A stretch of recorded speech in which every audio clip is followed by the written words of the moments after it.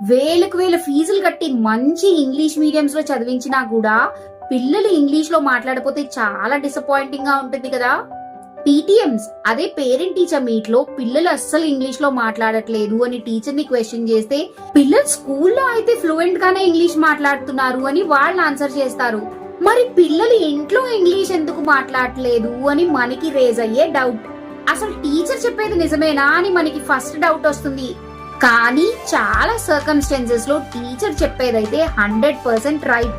ఎందుకంటే స్కూల్లో teachers even students కూడా వాళ్ళు ఇంగ్లీష్ లో మాట్లాడుకుంటారు కాబట్టి కొంతమంది స్టూడెంట్స్ కి ఇంగ్లీష్ కరెక్ట్ గా రాకపోయినా కూడా ఇంగ్లీష్ లో మాట్లాడడానికి ట్రై చేస్తారు.